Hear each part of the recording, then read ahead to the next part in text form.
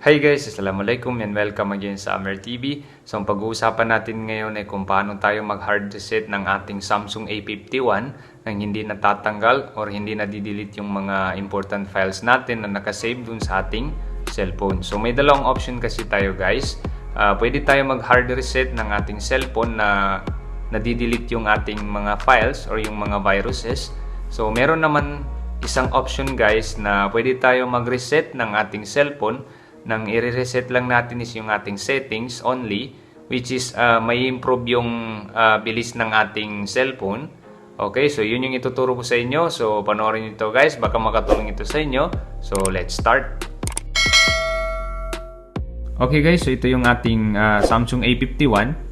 Okay, so kung ano man ang gamit nyo guys, pwede nyo itong gawin. So first, open itong settings.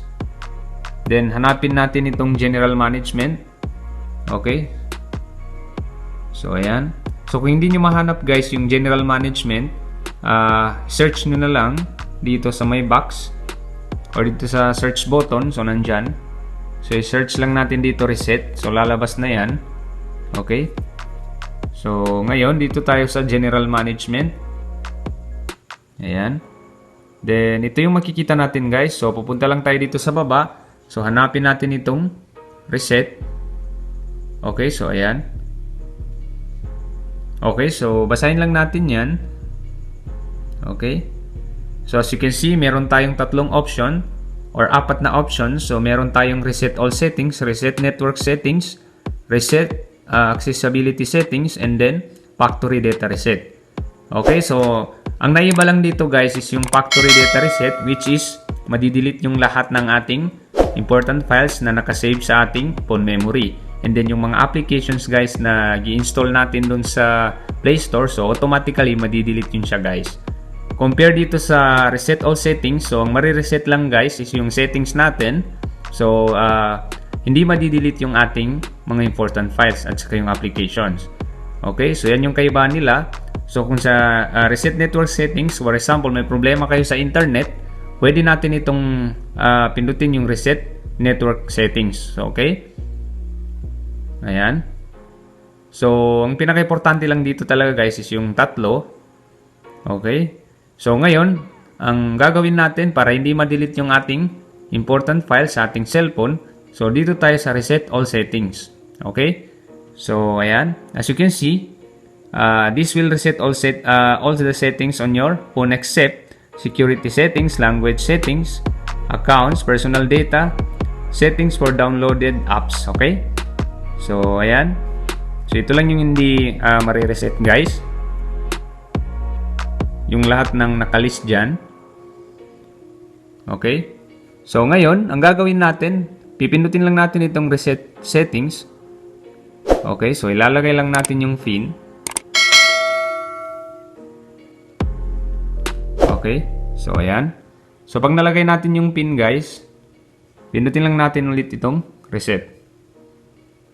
Okay, so ayan. So wait lang natin kasi magre-restart yan siya guys.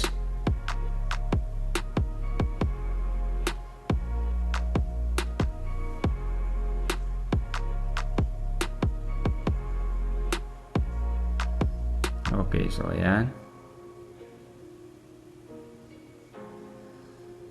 So remember guys, ang mare-reset lang dito is yung settings natin.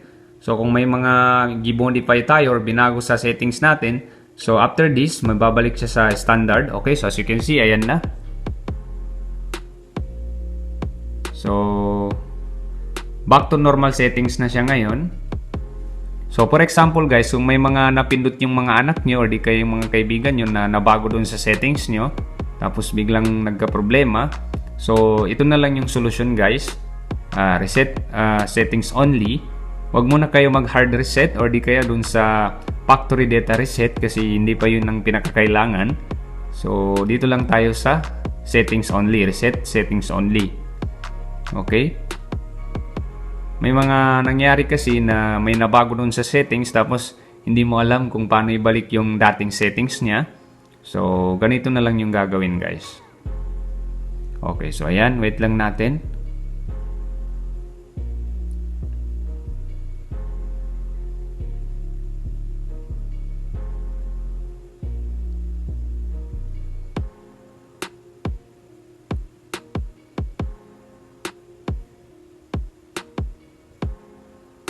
So for sure guys, babalik siya sa standard settings and then madagdagan yung bilis niya guys.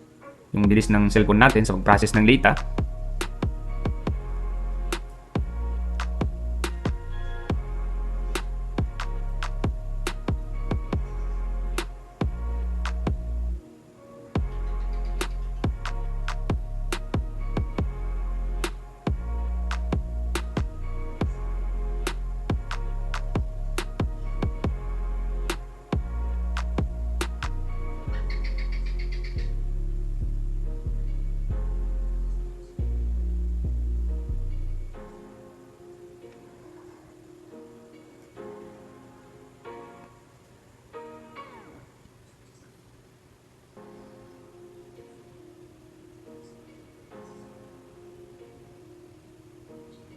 Okay, so ayan, malapit na.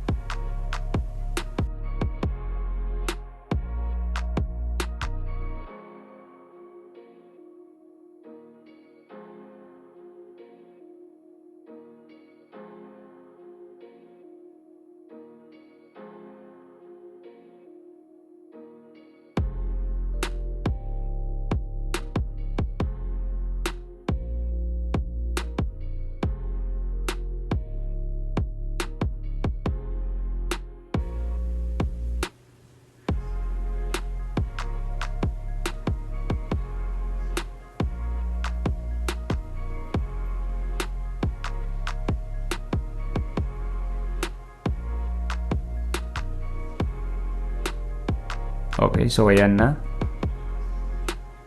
So meron pa rin siyang pin guys kasi dun sa sinabi dun sa kanina, so hindi marireset yung security settings.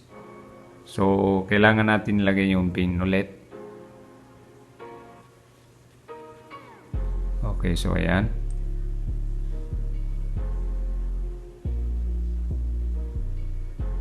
Okay, so ayan na. So, bumalik na siya sa standard settings, guys. Okay. So, ayan. Bumilis na siya, guys. Okay. So, ayan, as you can see, naging light na siya. Dati naka night mode. So, i-dark lang natin. Okay, so ayan. So as you can see guys, yung files natin nandito pa rin. At saka yung mga applications natin. So walang na-delete guys. So only the settings na na-reset siya. Okay. So I hope nakatulong ito sa inyo guys. So thanks for watching. And don't forget to subscribe to Amer TV for the latest videos na aking i-upload. Shukran and wassalam.